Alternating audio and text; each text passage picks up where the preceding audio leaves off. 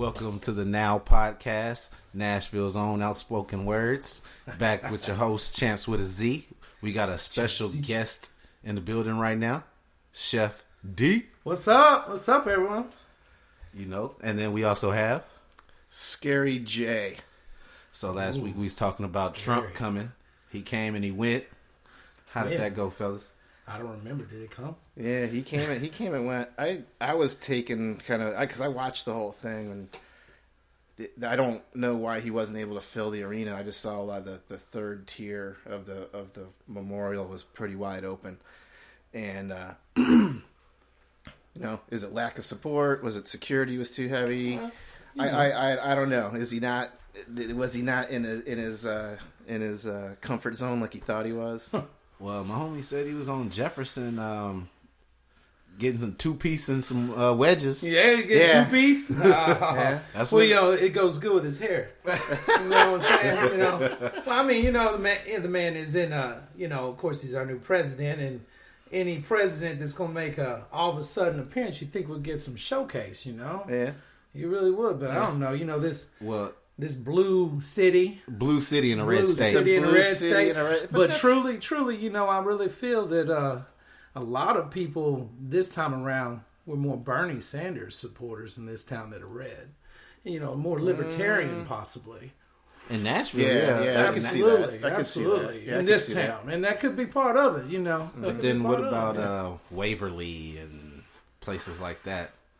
well, those are all red. You get out to, but that's the same scenario Lebanon. in a lot of states. You know that were, you know, metro areas were Democrat and the rurals were Republican. Pretty standard, you know. But I'm just wondering if, and there was a couple episodes. I don't know if you guys got to watch it, but there was a couple like he got heckled a couple times. You didn't hear what the people were saying, but you could see. You know how he always puts his like people behind him that are waving the banners and all that. You know, and you could see their attention being diverted to different stuff and they were pointing people out, and someone I think got chucked and everything like that. And there was a time where he stopped and, you know, in the middle of his speech and did his old like, you know, Trump blow off face and, you know, push the, you know, like the get out of here motion kind of thing. So there was people inside who are definitely bitching, but not like to the extent. Because remember last week we talked about the group that was We're Still Here Tennessee. Oh, yeah. that were organizing inside and out, and apparently that didn't really take hold, you know. But but anyway, I just the whole thing was kind of interesting. But again, going back to like, why did he pick Nashville? Well, the Hermitage You know. was a big reason why. Yeah, I he think says so. that he's like part of the ancestral of Andrew Jackson or some crap or something. Well, or he thought about it or something, or he Yeah, loves it. he I don't claims- know. You know, there's a lot of people talk a lot of stuff. Like his, you know? like I was saying earlier that, you know, his big idols, like if Trump had idols, you know, Yeah. it would probably be like Andrew Jackson, Ronald Reagan, maybe a little bit of Nixon thrown in there, and Vladimir Putin. Those are like his fucking big idols, you know what I mean? A little Putin in there. Yeah, throw a little Putin in there. Like if he could grab the best of all the old leaders, you know, those would probably be like, because you got to admit there's a little Nixon in him. Oh, yeah. I mean, really, there's a whole lot of Reagan, a little bit of Nixon, and then I think he like his admiration of Putin is more of like, damn, I wish I could pull that shit off. You know what I mean? I wish I could be president for as long as I wanted to be. I never even thought about him being our president. Well, To be nobody quite really honest, did. you know, and I never thought. And it was I never impossible. thought of, I mean, I thought Hillary, even though, you know, I'm not saying that I voted for her or anything, but I'm just saying that I thought that shit was in wraps for her. Well, yeah, after You know? after the pussy grabbing comment, Yeah. I mean, because really, and anybody else, you would have been dead. You know, you really, and I'm not, you know, I'm kind of reiterating stuff that we talked about last week, but you know, you bring up a good point that, you know, you coined the term Teflon Don, which is really true because all this stuff. I mean, even if you go back to his past, like when he was the big Manhattan real estate mogul, Yeah. he still had that air of like shit kind of rolled off him, like he still got out of He's like stuff. Guido. Yeah. He got out of stuff and he came out smelling like a rose, you know. So, you know, it's another one of those circumstances, you know, where and I guess, you know, to his base, like, doesn't care. Yeah, I've always felt as though he's mafioso. Yeah. You know. Well, yeah. like I say, he's got a lot of white supremacists coming out the woodworks now. Well, I'm not so sure how I can really explain that because they're not backing him because they had videos where these white supremacists were saying, "Don't support Donald Trump. He's just a spoiled brat. He doesn't really know." Well, he's a silver spoon kind of guy. Exactly, right. And that's what they were saying. But then, once he was running, he was grabbing pussy, and he was just running off at the mouth. Then all of a sudden, they were... Well, race became the issue, so all these supremacists started getting attention. Microphones were in their face, and then, any media is good media or publicity. Any publicity is good publicity in their eyes. So that's why they're shining now. Now they're like, well, Trump, he's, Well, it also brought out, like, I was reading where a tattoo parlor in Ohio was giving free ink over hate tats, just because... of what's going on now, because of all this stuff, so I mean, it's kind of wild, right? I don't understand where the hate stuff kind of got tied up. Was it his rhetoric of? Because I honestly didn't pay a lot of attention to his "Make America Great Again" thing. Like it's let's get it back to the good old boys and get all the immigrants out and that's stupid shit. But that's kind of where it started because that's kind of what he's asking. Like, well, when did it get so racy and all that? Yeah, man. I'm a white man that grew up in the South with a racist grandma. Yeah. All right, but shoot, man, you can't shut the borders down, man. That's what we are made of, is the freaking diversity and you know what? I'm gonna be honest, man. You shut the borders down, I'm gonna have to quit my job because I can't do everything. All right, it's not like people are coming, dude. Oh, you work at Bridgestone Arena? Oh, wow. They're not going. Can I be a cook? So no, they're not. but like just to clear it up, for me anyways. Like, so when he started basically on his campaigning, talking about how Mexican immigrants were thugs, murderers, rapists, all that kind of stuff, and kind of painting people with a really broad brush.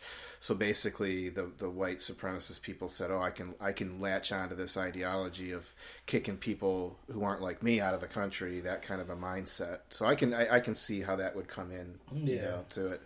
And some people and I question like is it. The intent though, was that really his intent, or was it just the rhetoric that he thought was politically that could get him votes, and now he's kind of like, ooh, shit. You know what I'm saying? Or no, is the guy truly a racist? He's surrounded himself with some, like, there's one of his advisors in particular is real interesting. Steve Bannon. If you look up a little history on Steve Bannon, he has aligned himself with that far right element that would be maybe construed as white supremacists. Mm-hmm. But more of his stuff is really what he's going to do more from like his policy toward Iran, North Korea, and stuff like that. He has some pretty strong views. I've read some quotes, some Steve Bannon quotes that are pretty heavy duty in terms of he wants to go kick some ass around the world. Gotcha. That's USA though. In a way. Man. We're either claiming to protect somebody or claiming to whoop somebody's ass. Well, it's all a conspiracy theory. That's all one big one. You know what I mean? This is everywhere, stuff that from the media to everything. He may have said it, but it's how we spread it too. Well, that's a whole other topic where people were disguising the truth and hiding the truth and labeling people kooks and nuts for having an alternative opinion. And not having an open mind that's one of those that's what when you label someone a conspiracy theorist or a nut, you close in your own mind, But anyway, yeah, no doubt. Are y'all big supporters of the military? Well, I'm supporters of our people in the military. I'm just asking. I am. I'm not a huge supporter of anything truly, in the idea of idealism, I guess you could say.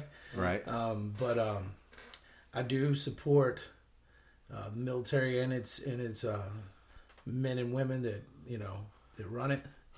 But well, I think they're the victims of a lot more shit. They seriously, like the way that number one, to be sent to a place where getting maimed and the psychological trauma of everything, and then when you come back, you have a VA that kind of lets them down. Okay, but when was the last draft, Jeff?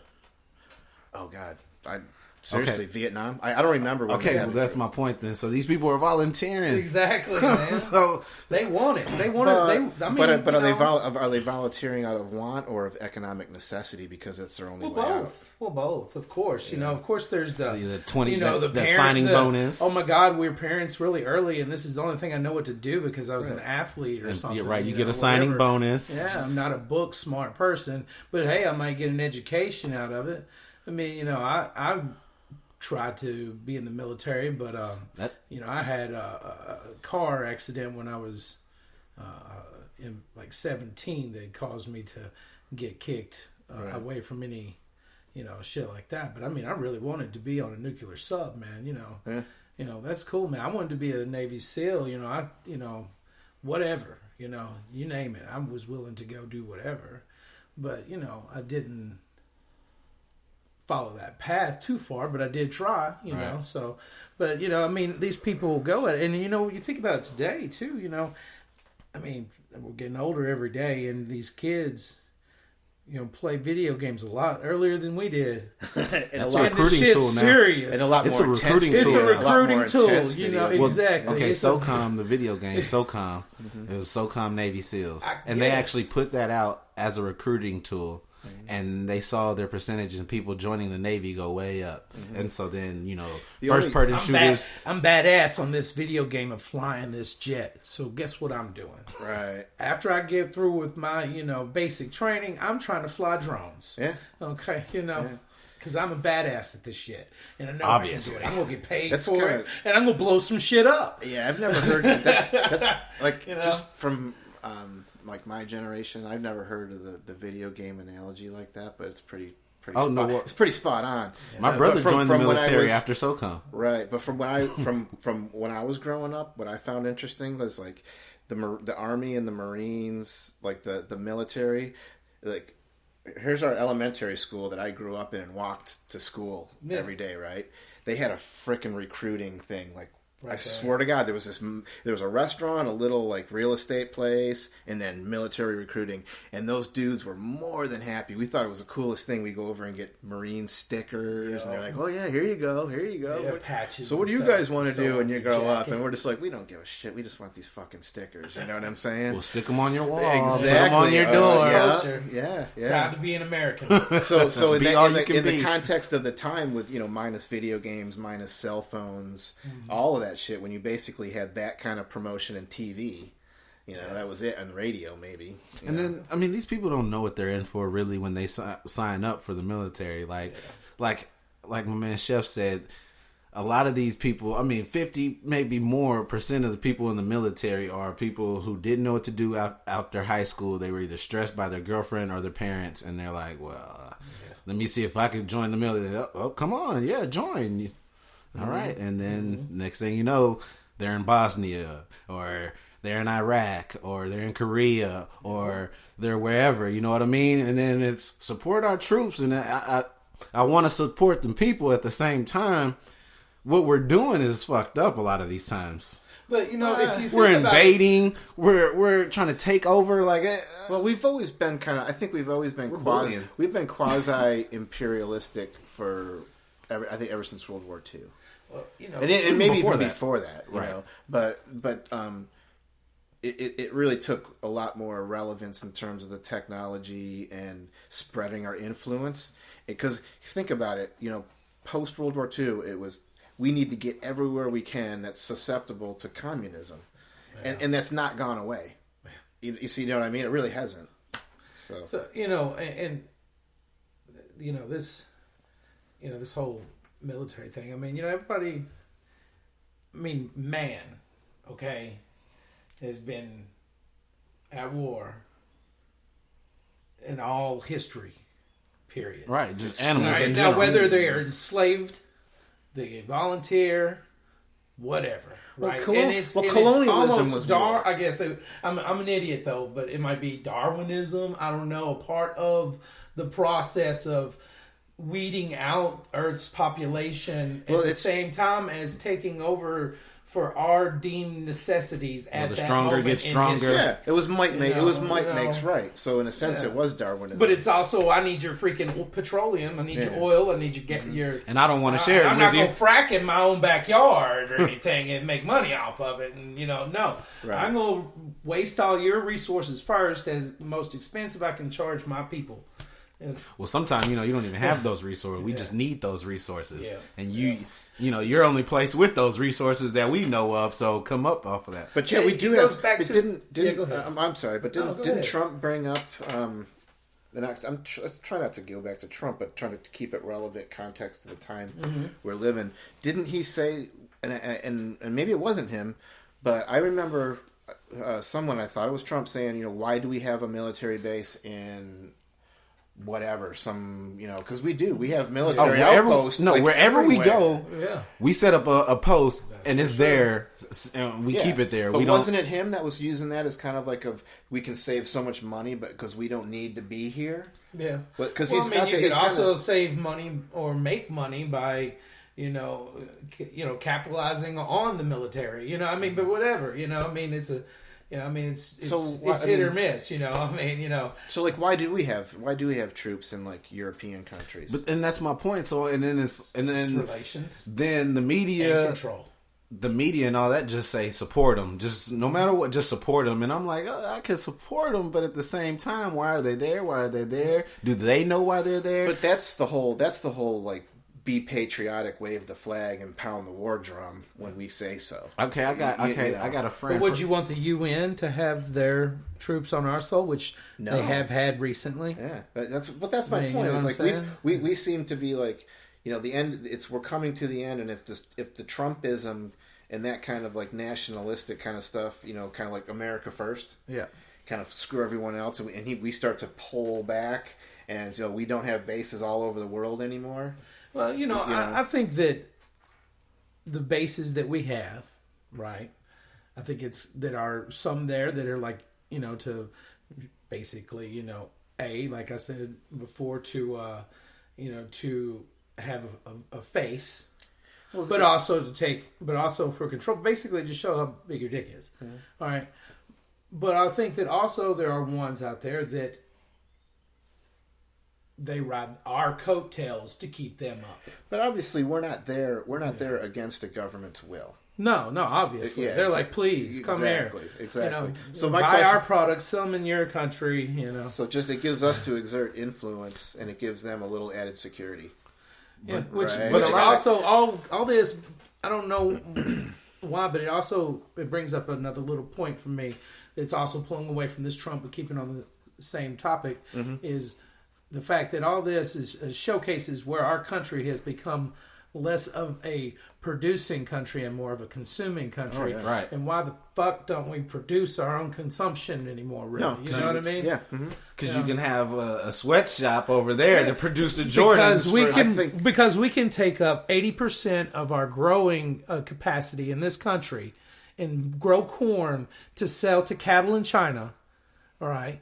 To grow cattle here and sell half the parts to China, right? Because this is how we're repaying our debt, is paying it, in half price, But we're killing our own country because instead of growing 120 acres of corn, I could rotate the crop of corn here, some soybeans there, some other vegetable, whatever. And I'm glad you said that, because that brings me to the point. Me and Scary Jeff here were talking about economic slavery. He doesn't like that term, but what you're just describing is just basically economic slavery. It's just leading us to economic slavery. We're over here, which takes out the capitalism and makes the socialism. I got to clarify. I didn't say I didn't like it. I said it may be too extreme of a term to use in that context. Maybe it's how our country hides its socialism. Exactly. And I don't know what other word drop. I don't know what other words you can use. You need a harsh word like economic slavery. I don't know why you're trying to find something lighter than that. No, because that just stemmed from a conversation I had with my older brother where he used the term, and I said, slavery. I said, I don't know, and he's like, no, fuck yeah. And that's all I was saying. I didn't say I didn't like it. I just was like, that's a viewpoint my viewpoint is like I don't disagree with the concept, but when I think that when I hear the term slavery to me is more imprisonment. But this is economic slavery, and that's why. Okay. And it may not be. It's a valid comparison. It may not be full yet.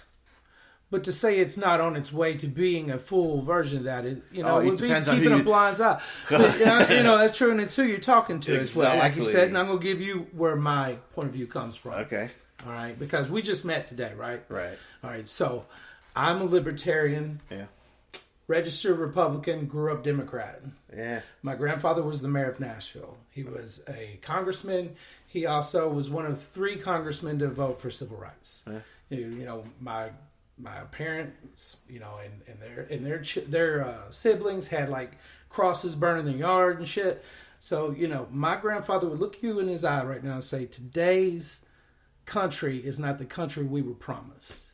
Yeah. And that's where it's all coming from, man. That's my point of view. Make America great again. Like I said, promised by who? Would you think? Would he? It's just our American promise to each other. Make from America from great one again. generation to another. It's our promise to each other. I got you. You know what I'm saying? Mm-hmm. And we're so far away from that, and so far into possible communism, socialist kind of thinkings.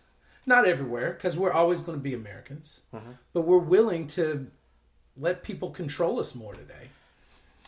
More willing, yeah. Well, I think a lot of it stems too from a lack of education. Well, like I was going to say, a dumbed down society that doesn't care anymore. That's really spoon fed information, and given things to distract them, and gives them the things that's like, no, don't watch this. Go watch American Idol. You know what I mean? Like, but I just complained about people. I just complained about people like us letting people control us more. But yet, I'm not gonna lie. Okay, I support a better, even healthcare system. Sometimes it's even closer to a Canadian one because, I've needed an MRI for years. All right, the price of that MRI, is like a quarter of a car. Yeah. Even with my insurance. Right. Yeah. So it's like. Well, fuck, man. Okay. Well, I've already waited this long. If I had to wait 5 years and I got that MRI, 2 years and I got that MRI for free. Yeah. I mean, so I do see some points. Well, and it is part of that control, and it's kind of, as I would say to my parents who are hippies, it's kind of being a hypocrite. But, it is what it is. What were you saying? Well, when you talk about things getting to be more like the threat of communism and things turning more socialism. I mean, there's always been certain elements of socialism in our own government. Because people like the media likes to throw that term socialism around and link it to communism, like socialism is some bad word. Look up the definition. It's really not. I mean, your taxes are a form of socialism. True. They are. That's what it is. It's taxes. It's you paying your fair share. It's your paying your share, quote unquote, to take care and paying your share for the benefit of everybody. True. That's socialism, dude. So taxes are social security. They call it social security. The taxes are going into some rich man's wallet, though. Our taxes are.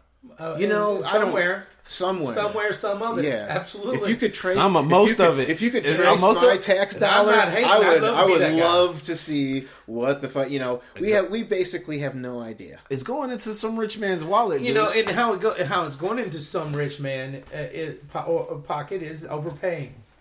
It's the bigger you get, but that's all about being capitalist country too.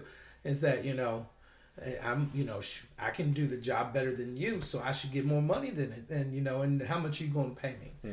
And it just is what it is. It's just like being a superstar athlete. Yeah. I think it's kind of like you could make the argument that no holds unbarred, balls to the wall capitalism that we like to preach about. Yeah. Hey, maybe there's flaws in that too. Yeah, it's not the perfect system. But the system is like half capitalism though, because everybody doesn't have that luxury of saying, how much can you pay me? Because a lot of these people, it's you got to take what's available. Yep. And so then that goes back to economic slavery. Okay, you got a degree in this, but you're working over here where a 22-year-old can work or a 16-year-old can work. I got economic slavery in my kitchen alone because you can work any mom and pop, just popped up restaurant downtown and make a lot more an hour as a dishwasher or a cook of any sort than you can get paid from my company. And my company, does some, big some numbers coin in a season or a year, and it's, really? Yeah. I mean, economic slavery there, See, does that boil down to just some fat cat at the top of this corporate ladder just being greedy? Well, okay, this brings up a different point. Everybody always talks about the price of shit at a game. Mm-hmm. Football, hockey, the $12 whatever, the $12 beer. Okay, well, you've got to treat it like a restaurant. Your $12 beer is maybe a $6 beer in the restaurant, right? Mm-hmm. And then they have to add on the price of the cup, which is, let's just say that's a quarter. Okay, come on, unless it's something really nice, like maybe their 50 cents, whatever. You have to add that on, but then you also have to pay the partner. And who's the partner? The owner of the team or the building. And that price is depicted by them. Mm-hmm. And it's a percentage. And you still have to treat it as a business. So you still have your owner's cost or whatever you want to call it. A basic mom and pop restaurant that opens in any American town, if they're paying 65 cents out of every dollar earned on paying everything but owner's cost, they're making it. Mm-hmm. Okay? They're making it.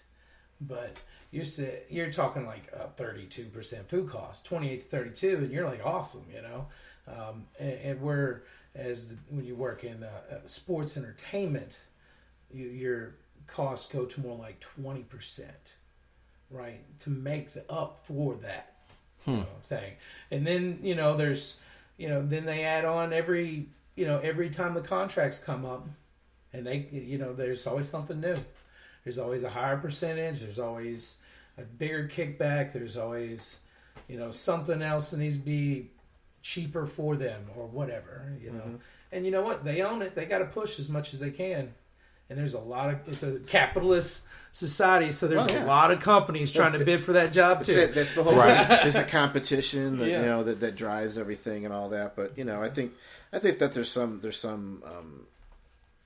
some drawbacks to that, to the idea of just like the full flawed, hands off, let it rip and go, and then when you get a politician, or you get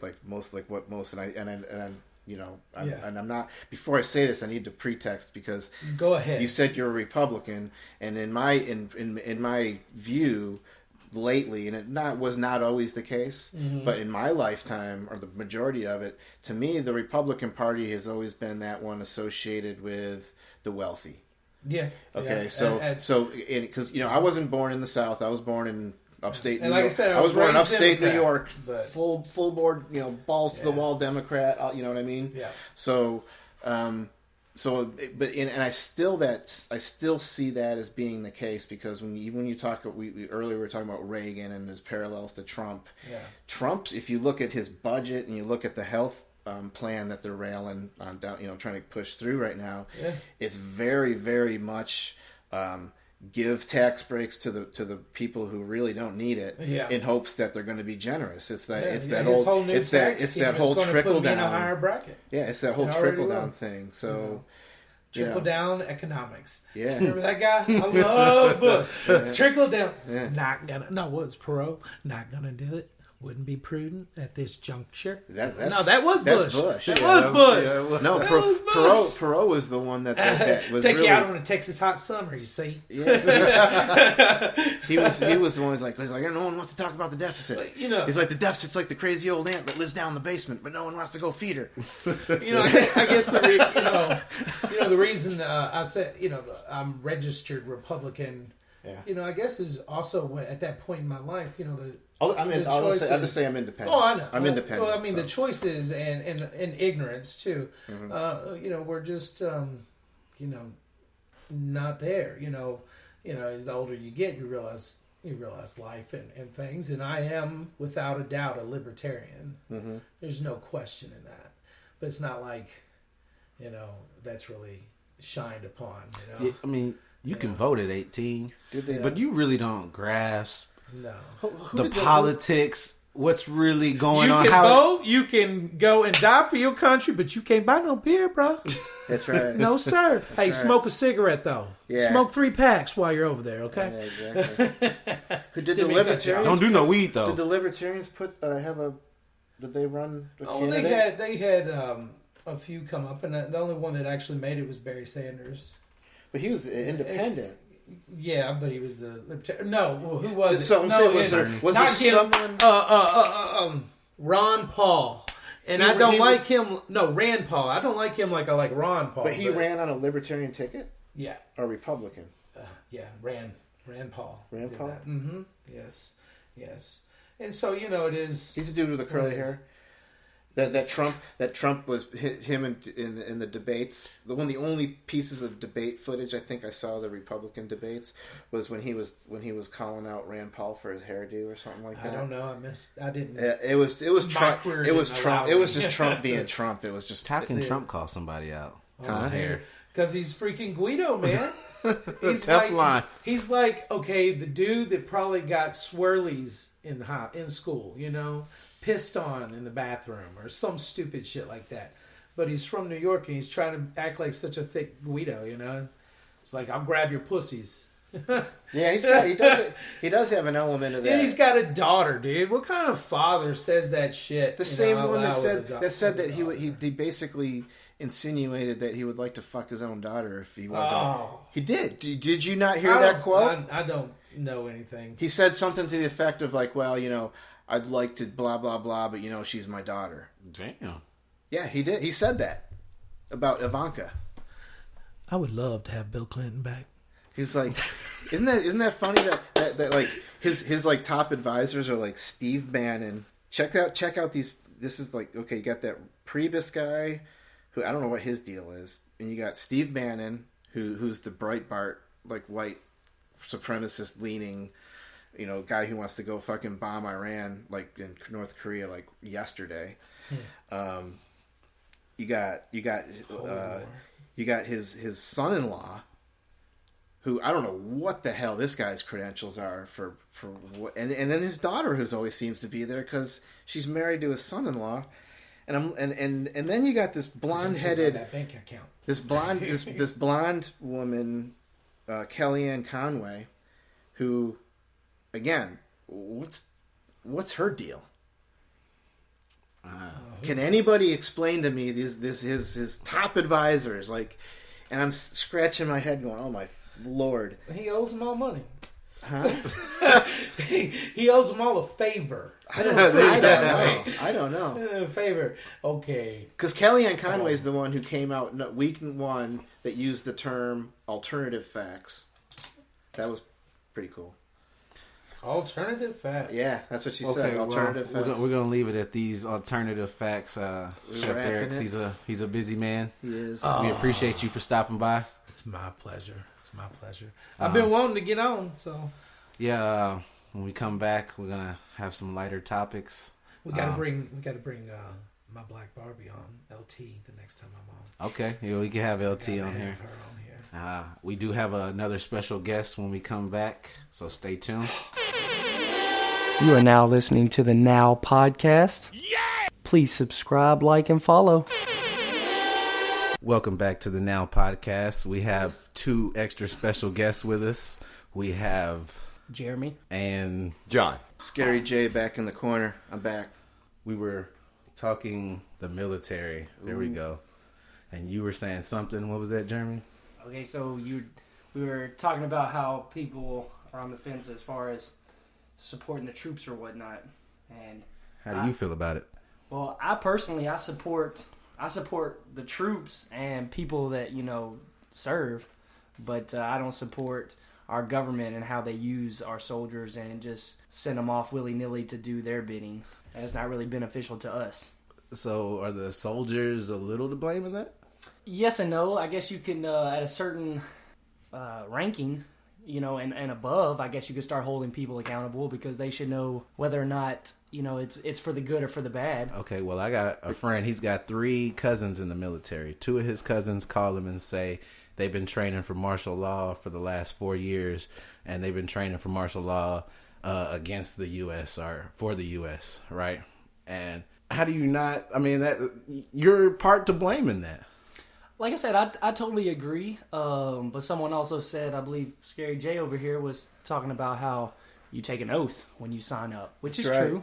You take a vow to you cannot disobey a direct command. I mean, and that comes from the president on down through the military. Which in a way I can totally understand that. However, you also took an oath to protect your country against foreign and domestic. Defend the Constitution.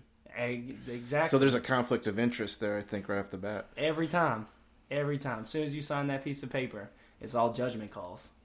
How do you feel about this, John? Well, just... You support the troops? You an avid supporter, you and your wife? Yeah, I definitely support You got the flag, troops. You got... I don't say I fly the flag. I don't say that I even contribute to really any cause that supports the troops. But, just on my personal level, yes, I definitely... And both of my parents are military. Mm-hmm. Got family members that died. You know what I mean? So at the same time, both my parents are like, I don't want nothing to do with the military. Well, I actually have a cousin that's a drill sergeant for the Marines, and he was at Parris Island for several years. Which, if anybody that doesn't know, Parris Island is one of the main bases for Marine training. And I actually got into a problem with him. He actually got mad at me because I told him I felt like it was a waste of his time because, all the stuff he was having to do for the military ended up putting holes in his lungs, and it was just way too much stress on his body. And I told him I really didn't agree with it, and he actually got mad at me. So, how was it putting holes in his lungs? Stockholm syndrome, maybe you think? From yelling. From all that constant screaming, Seriously? Yeah. Just from getting amped up and screaming like a Marine, you put holes in your lungs? You got to think what a drill sergeant goes through. I mean, you can look at videos. Oh, yeah. I mean, they are constantly yelling at people. So if you'd have an aneurysm. I thought they took their whistle and their yelling out. I thought they couldn't do that anymore. Oh, no, they still do that. Really? That's crazy. I mean, but going back to like the training for martial law. Yeah, and like so basically like I guess the true judgment call would come when the shit finally hits the fan and you have to turn your weapon on a citizen. That's true. Well, see, I read somewhere that though you can't have martial law with your own troops, and so they were training all these Russian soldiers as well to come out. It might have been. Oh, you can have martial law with your own troops if it's true martial law. If the shit hits the fan. Well, look at Katrina. Martial law was implemented as soon as that went down. That's a good example of... I know of a story that Marines walked up on a guy that was raping a girl during all of it. No questions, no nothing. Put a bullet in his head and was done with it. Kept on moving with their job.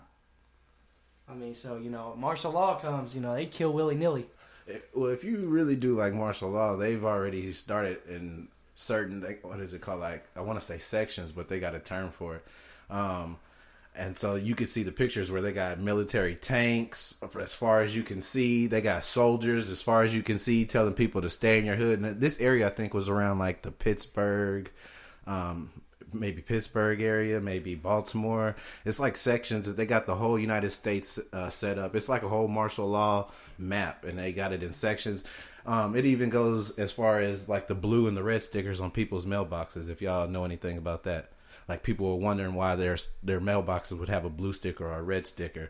And then they started researching it, and it's talking about, like, if you're blue, if you got like tagged with a blue sticker, then you're, like, marked or something like that for martial law. They know to come get you. They know you did tag this house. And if red, then, leave them alone for now. It was something like that. You just got to look it up. So they'll start tagging people's mailboxes? They've been doing that though. Yeah. According to, I guess, your demeanor, like the stuff you buy, everything, they kind of see you as a threat, or you're going to comply. My mailbox doesn't have a tag. Huh? My mailbox doesn't have a tag. Right, and like I told you, this is kind of like regional where they're doing all this like beta. Oh, okay. It's not countrywide. It's just like I said, they're testing. Right. But like I told you, all these people in this certain region where you can go and see the videos where people are trying to come out their house and they got people, military, just lined up saying no. Are more people being like, "What the fuck's this sticker on my mailbox?" Yes, and that's what I'm Where telling the you. videos coming from. Right. Plenty of people are coming out like, why is my mailbox marked with this sticker? I've never seen this sticker before. Peel it off. They're gonna replace it. Here you go. Just peel it off and. Well, if you're talking about like a regime takeover or something like that, then it is concerning. But when it's disaster relief, martial law, I mean, we need it. I know in a county out in West Tennessee, Magnolia County, they had an issue with their sheriff and the cops. They were all crooked, and this is the law. This is the only law in that county. And so it was bad enough to where they came in, shut it down. It was under martial law. It wasn't like soldiers were walking around with guns. It wasn't, just as... Now, if it's something like a regime takeover or something like that, then I'm definitely worried. Yeah. But I know, just like all you guys, we all have family. Okay. And I don't see it just being like, I almost want people that most people I know I feel like are good people. So the people I know that are still in, I kind of want them in because I feel like they will be there to make the right decision in the end. What about that oath? Mm-hmm. When it comes down to I would or hope, the oath. I mean, we had. But again, that's that conflict of interest right there, because it is. Again, it's all going to come down to a judgment call, like you just said. History repeats itself. We had this in the Civil War where brothers were killing brothers. Right. Well, that's going to happen regardless. Dads killing sons. It's going to happen regardless. Okay. But there's gonna be that percentage that is gonna follow those orders, and there's gonna be those percentage that's gonna say, you know what, this isn't right. I'm gonna stand up. I'm gonna do the damn thing. Okay. At the same time, we were talking about earlier how video games kind of prepare you and kind of train you and get you used to, or even a recruiting tool, right? Or they kind of train you for military or zombies or training or brainwashing. Both. Okay, there you go. Well, they got a game called The Division, and that game is pretty much set maybe 2 years after martial law is set into place. It's just it's crazy. Mm-hmm. So the whole game is with martial law, people savaging and going through the streets and scared to be on the streets, and everybody hidden, and it's all slum, and it's just crazy. But it's brainwashing, it's manipulation, it's all that. Here's a scenario, and I do agree with you on that. There are instances where it has to be.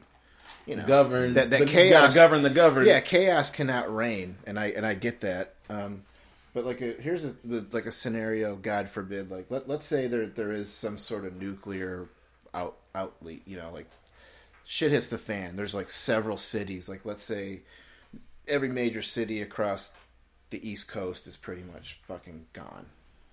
Right. Martial law kicks in. Picture that kind of scenario.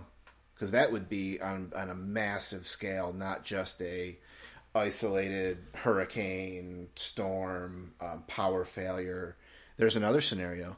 What if something comes in and goes, bam, snaps our power grid out like a loose tooth? What if they just turn it off? Exactly. Seriously. Okay, let's say you don't have electricity. Martial law will ensue if there's so many days without power. Think about it. In that scenario, on a mass scale, people going completely bananas, survival of the fittest, they would be killing people without question. And I feel like that would be like a 9/11 fear attack. Like it would be planned and orchestrated, so they can't have that type of martial law. Either way, even if it wasn't, whether it was calculated or if it happened by accident, solar flare. Some event in our solar system that caused the power failure. Then we need. Then the end result's going to be the same. Wouldn't we be focusing on fixing that versus martial law? Martial law would have to ensue if you, think about, So what you're saying is, once the power's out for so long, it would be chaos. People are going to start going crazy, right? And hence martial law is going to start. But going back to the solar flare, I mean. That could happen. I've seen evidence showing that the sun is right here in our atmosphere. Oh, let's get on a whole nother topic. Mm-hmm. I'm just saying. Boy. So, if that's the case, who's really running the show? So you're on the flat Earth theory right now, type deal. Well, hypothetically, I'm just saying hypothetically. We're talking solar flares and stuff like that. If solar flares are way out there, I feel like if the sun was gonna do something, if it's right here in our atmosphere, you know, It does it all the time. It just depends on what alignment we are in with it. Because if it spits one out and we're in a certain alignment with it, because it happens a lot, we're just not in the how can I say it, in the firing range of that flare that comes off. It's happened before. I mean, the astrologers and astronomers they can not. I'm not going to say they can predict them, but they can see them. I'm not saying solar flares haven't happened, but who's to say they just don't shut the grid off and say it's a solar flare? Oh no, they could. Then you're going to start having rogue casts of military. You know, then I think it'll divide. I think it'll crumble. My main point on that though is that military law will ensue. I'm a little different because I feel like with a planned attack, there's an agenda. With natural disaster happening like that, there would be more unity. Even we don't have time for the shenanigans in our little hustle right now. We have to fix this. Not when it comes to like. If I have to kill someone to feed my family or eat, there's not going to be any fucking unity. And if it comes to that savage, then it will be off of a natural disaster, and it's that big of an impact. You're talking like a global type deal. No, even if it was like, look at what happened in the Northeast when the Northeast had that pot. You remember when that happened in New York City? People having to leave their office, their work, and massive amounts of people crossing the Brooklyn Bridge and. Because the massive power, and that was like in what, New York City area or in the north. It was relatively isolated, but that was a major impact. Just to imagine that on a massive scale. Do you remember, even if it was just the whole East Coast or the Northeast or down at the Southeast or wherever? Do you remember the tsunami killed millions? Right? I don't know if it was millions. Was it? It was. But anyway, it was up there. It was Mm-hmm. There was more unity to come help and to rebuild and to because it was a natural disaster. It's just natural. Therefore, there's no incentive. There was no motive. Now it's just get it back up because we need this money. You know how much money came out of here. We just lost. We got to fix all that. That was the thing too. Is if you survived, there was enough relief there to, you were. Because it killed. If you were in its wake, you were pretty much dead, right? So if you survived, you were in a hospital or you were taken care of. And it would be the same thing with a solar flare. No, it wouldn't. It wouldn't be a mass killing. But it would be on that scale where it's just all about helping. Not when it comes to survival, man. I'm seriously. People are people. Human instinct, your survival instinct's going to kick in, and you're going to say, "Fuck you, I'm eating, and you're not." Well, sorry. I mean, not everyone's going to be like that, right? Oh, I'm not saying the majority. The majority probably would be like that, but there's still going to be communities coming together, trying to ration. Look at The Walking Dead, how they sit there and they ration out. They get their little community together. And they work together to try and keep that circle going. There's always going to be people like that. Then the marauding jackass with the with the baseball bat wrapped in barbed wire comes along and wants to fucking take half your shit. I feel like the corruption would come more from a government militia standpoint versus the communities. I feel like common people would.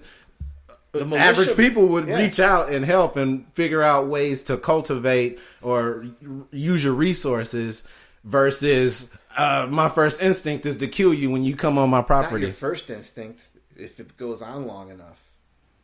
That's what I'm saying. This is not like, It's not going to be immediate. When the food starts to run out, then look out. Then shit's going to get interesting. When they tell us, hey, the food... So we don't know how to grow crops anymore or what? They don't want us to know. They don't want us to know. Most people don't. They don't teach that anymore. You think people? But that's going to be the first lessons. And then that's what I'm saying. So we work together, and there's more education now because it's real education now. Yeah. It's not this mass schooling that goes on. There would be a huge if it goes on for that long, and it's like this permanency about it. Then there would be a huge die off. Exactly. The elderly would go. The survival of the fittest would be educating. And they would have so many skills. That's why they're the surviving, right? It would turn into a Walking Dead scenario, though. I mean, really, if it went on long enough. After the because the military wouldn't have turned into zombies. You can take the zombies out of the equation. Yeah, but you would still have an active military that would probably be killing people willy nilly. I think it would just break out if you're talking about like a massive power outage or something like that. I think it would depend on the area. Hopefully, you would be around a lot of supportive community, or have a lot of resources. But if you're in some desolate area, or a rural area, if you're in Chicago, it's lights out. Yeah. Or Baltimore. Man, right. Yeah. And then just even certain parts of the city that we know, would just go crazy. But I don't know. Seriously, man. Where would you guys go? Would y'all stay in Nashville, or would y'all? I'd try to get out. I would try to get away from people. I would get away from people. Yeah, I'm not kidding you, man. Secure a location and lock it down. So essentially, the woods. Yeah. I don't know, because a lot of people would it not be more cut? Would it almost be people more would be in the woods though? People more were hunting constantly, and so you'd get shot by some guy being like fucking. But see, there's you're a male. I don't know. There's a lot of. There's gonna be like fucking Bigfoot. There's a lot of houses that are solar paneled and got all kind of stuff. So I feel like those houses would get raided. All of the little solar panels that are on like these little lights and all that. Or if you had let's say you had a big honking generator, like a big serious fucking generator, you could actually still get gas. Because think about it, you wouldn't be able to pump gas. You can't pump gas without electricity. But you can siphon gas out of all the cars. Just go around all the cars. Yeah, true. You could slap a solar panel and rig that up on a generator and be good to go. Even if it's only 20 mile an hour. You moving, you're not walking anywhere. Hey, well, I don't know. It's kind of crazy. It is crazy to think about what the... Where would you go? You'd be in the woods? Yeah. I backpack all the time. Now you got to fight people and animals. But I would go through... You kill the animals and eat them. I'd go to the hardest terrain I could find, and I would just, try to get to the highest point I could. Hopefully there'd be resources, water, something. What do you got? What are we doing with shelter, guys? We building huts? Yeah, we building teepees. Get 3 sticks. Hold on. Depends on the time of the year. Yeah. This is also true. And where you're at. If you're up somewhere where it's snowy, you're probably going to build like a snow cavern or something like that. Who's building all this? You guys just... I've seen guys build a snow cave. Have you ever seen a guy? Man, when survival is at the utmost turning into Tom Hanks, when it's at the utmost importance, I'm sure you're going to start being creative. Well said. You're always going to, and when you're going to run into people that are going to have certain traits. Well, this is really where survival of the fittest would come in. Exactly. Yeah. Who can work together? People would die off so fast. Oh fuck yeah! Dude. I'm not eating that worm. Think about the people. Think about the elderly who are shut in that depend on people bringing them stuff. Man, they'd be the first to go. Of course they would.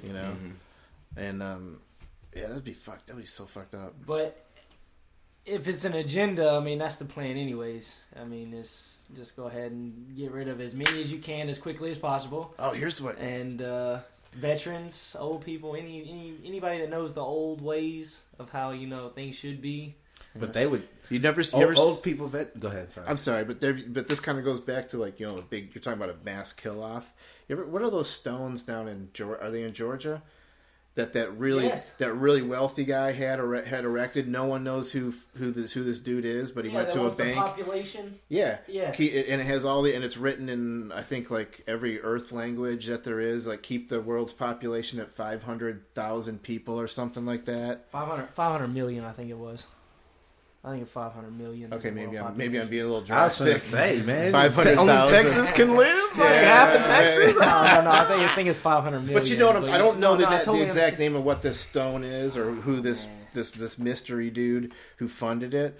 But it's got it's like okay, it just leaves you with that. What the fuck? This guy invested a shitload of money. He had a reason to put these things on this massive stone and put it and there was one guy, I think he's since passed away, but the banker who basically did the financials behind it was sworn to secrecy and he would not tell who this dude was. Well, I know this is just Wikipedia, but according to Wikipedia, this is the Georgia Guidestones. Yeah, okay. That's it. Elaborate. Okay, I'm gonna read the part about the population and stuff like that. Maybe you're right, but I think it was 500. Okay, a message consisting of a set of 10 guidelines or principles is engraved on the Georgia Guidestones. in 8 different languages, one language on each face of the 4 large upright stones, moving clockwise around the structure from due north. These languages are English, Spanish, Swahili, Hindi, Hebrew, Arabic, Chinese, and Russian. All right, number 1. Maintain humanity under 500 million in the perpetual balance with nature. Guide reproduction wisely, improving fitness and diversity. Unite humanity with a living new language. Rule passion, faith, tradition, and all things with tempered reason. Protect people and nations with fair laws and just courts. Let all nations rule internally, resolving external disputes in a world court.